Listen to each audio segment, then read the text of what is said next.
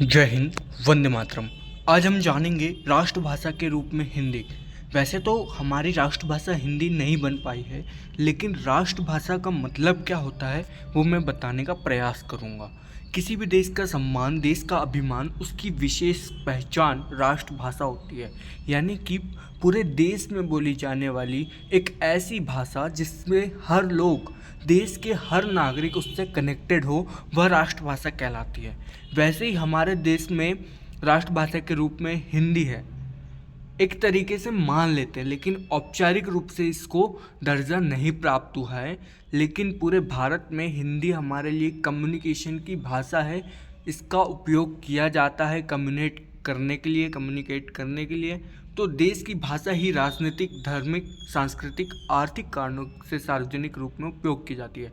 यानी कि चाहे पॉलिटिकल प्रोसेस हो या फिर कोई धार्मिक बातचीत फैलाना हो, धर्म को बातचीत करना हो उसके ऊपर, और या फिर संस्कृति का प्रचार प्रसार हो, ये सभी क्षेत्रों पर उस भाषा का प्रयोग किया जाता है।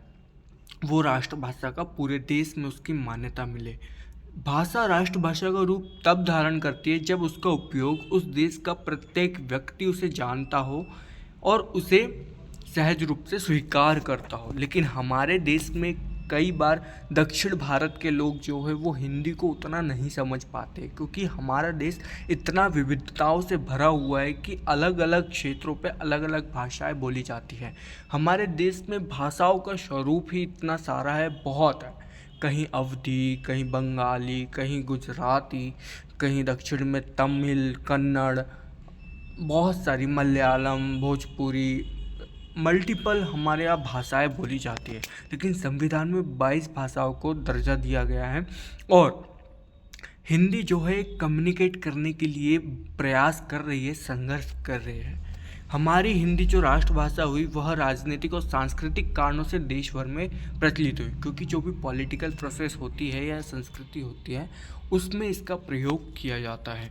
ये जनसंपर्क की भाषा भी है कि जनसंपर्क का मतलब है लोगों को जोड़ने वाली भाषा, उससे बातचीत करने वाली भाषा।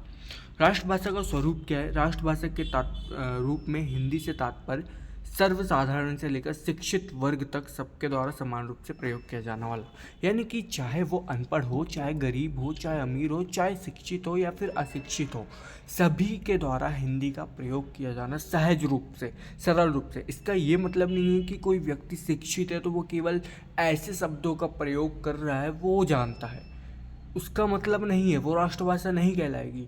यदि वह व्यक्ति कुछ शब्द बोल रहा है तो अनपढ़ व्यक्ति भी समझ पाए, वह राष्ट्रभाषा कहलाएगी। राजस्थान, हरियाणा, हिमाचल प्रदेश और पूर्व में बिहार, झारखंड तथा छत्तीसगढ़, प्राय इन सभी में आज इसका प्रयोग होता है हिंदी का। राष्ट्रीय विकास में उस देश की राष्ट्रभाषा के अतिरिक्त वहाँ की राष्ट्रभाषा का विशेष महत्व भी होता है। लेकिन भाषा, राष्ट्रभाषा और राजभाषा दोनों ही हिंदी है हमारे देश की।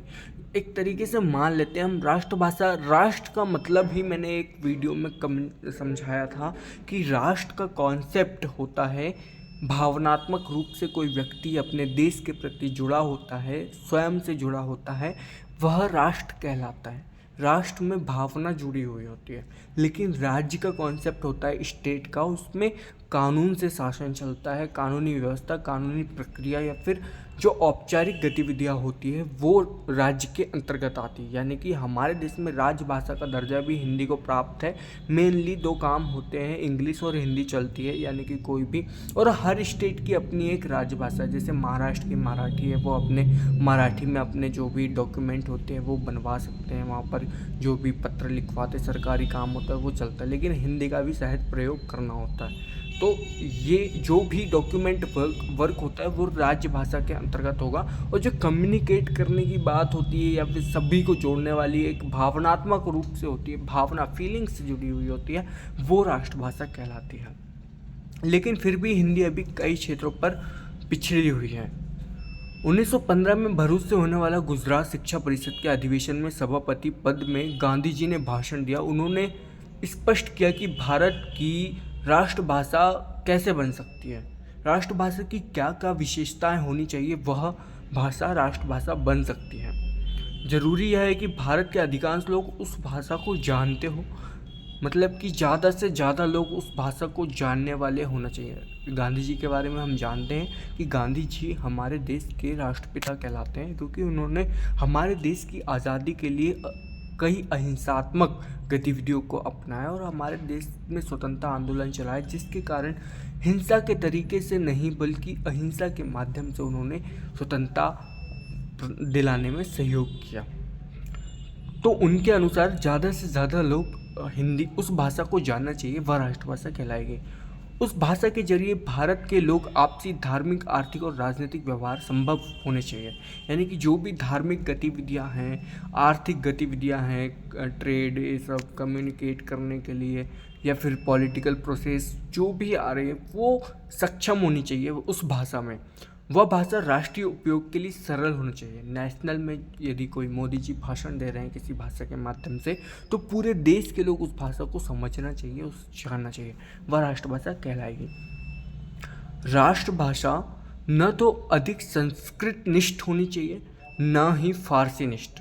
यानी कि ज़्यादा भी संस्कृत नहीं होनी चाहिए, मतलब इतना भी सुसभ्य नहीं होना चाहिए कि वो लोगों को आम बोलचाल को न मिले, और इतनी भी बेकार नहीं होनी चाहिए या फिर कहें इतनी भी गिरी हुई नहीं होनी चाहिए कि लोगों को कहने का हमारा तात्पर्य ही ना समझ पाए। तो कहने का मतलब है कि सही होनी चाहिए, सटीक होना चाहिए, ऐसे शब्दों का प्रयोग उसमें होना चाहिए। इसका मतलब है कि संस्कृत और फारसी दोनों का मिश्रण होना चाहिए, यानी कि लोगों को समझ आने वाली होनी चाहिए। विदेशी भाषाओं के भी ऐसे शब्द लिए जाने चाहिए जो राष्ट्रीय भाषा को सुंदर रूप देते हों। हिंदी पर विचार करते हुए किसी भी प्रकार की बाधा नहीं आनी चाहिए।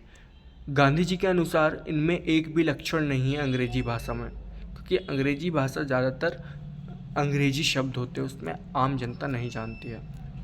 हिंदी का राष्ट्रीय स्वरूप। दुनिया में हर देश की अपनी एक भाषा है जिसे राष्ट्रीय भाषा कहते हैं। भारत की अपनी राष्ट्रभाषा हिंदी है, किंतु ये वास्तविक रूप से राष्ट्रभाषा नहीं है। राष्ट्रभाषा का शाब्दिक मत अर्थ होता है किसी देश की भाषा।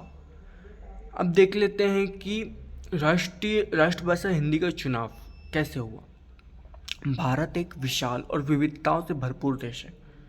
इस देश में अनेक जातियाँ और धर्मों और अलग अलग भाषाओं के लोग रहते हैं। जैसे कि हम जानते हैं कई तरह की जातियों में बंटवारा हुआ और सब क्षेत्रों की अलग अलग भाषा हैं।